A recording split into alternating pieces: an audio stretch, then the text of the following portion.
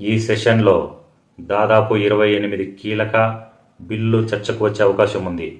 కానీ వాటిలో కొన్ని మీ జీతం, మీ పన్నులు, మీ పిల్లల చదువు, కోర్టులో న్యాయం అందే వేగం, ఇలా నేరుగా మీ జీవితాన్ని ప్రభావితం చేసే అవకాశం ఉంది.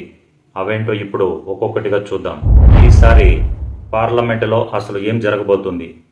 ఇప్పుడు అసలు విషయానికి వద్దాం. మొదటి రోజే సభ ఎందుకు వేడెక్కిందో చూసాం. కానీ ఈ మొత్తం హడావిడి దేనికోసం? ప్రభుత్వం ఎందుకు ఈ సెషన్ను అంత ముఖ్యంగా చూస్తోంది? దానికి ఒకే ఒక కారణం, ఈసారి పార్లమెంటు ముందు రాబోయే బిల్లులు. అధికారికంగా పార్లమెంటు ముందున్న పెండింగ్ బిల్లులు, కొత్త ప్రతిపాదనలు కలిపి ఈ సెషన్లో అనేక కీలక అంశాలపై చర్చ జరిగే అవకాశం ఉంది. అందులో కొన్ని నేరుగా ప్రజల జీవితాలపై ప్రభావం చూపే అంశాలే. మొదటిది ఇన్కమ్ ట్యాక్స్ అమెండ్మెంట్ బిల్. ఈ బిల్లు పేరు వినగానే చాలామంది పన్నులు పెంచేస్తారా అనుకుంటారు.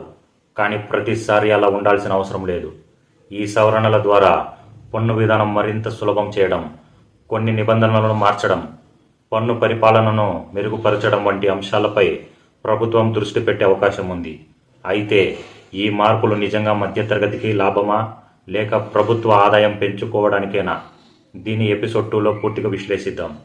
రెండవది supreme court numbers of judges amendment bill.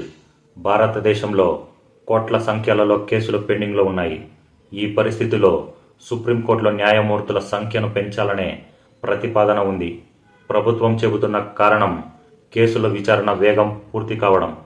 కానీ కేవలం జడ్జీల సంఖ్య పెరిగితేనే సమస్య పరిష్కారం అవుతుందా, లేక ఇంకా ఇతర సంస్కరణలు కూడా అవసరమా?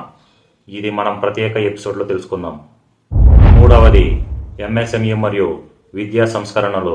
చిన్న మధ్య తరహా పరిశ్రమలకు సంబంధించిన చట్టాల్లో మార్పులు, అలాగే ఉన్నత విద్యకు సంబంధించిన కొన్ని సంస్కరణలపై కూడా ప్రభుత్వం ముందుకు వెళ్ళే అవకాశం ఉంది.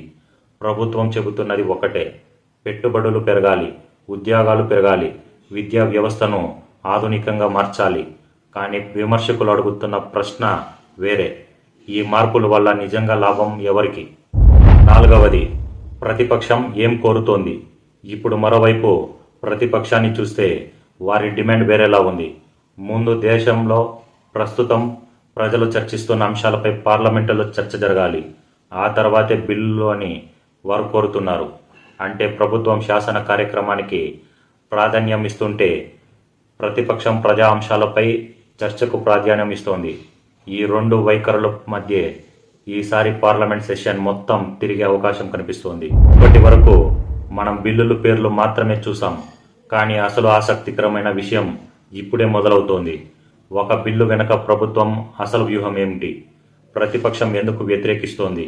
సామాన్య ప్రజలకు నిజంగా లాభమా, లేక ఏమైనా నష్టాలున్నాయా? తరువాతి ఎపిసోడ్లో ఇన్కమ్ ట్యాక్స్ అమెండ్మెంట్ బిల్ పూర్తిగా విడదీసి చూస్తాం. పేరు మాత్రమే కాదు, దాని వెనుక ఉన్న అసలు కథ కూడా తెలుసుకుందాం.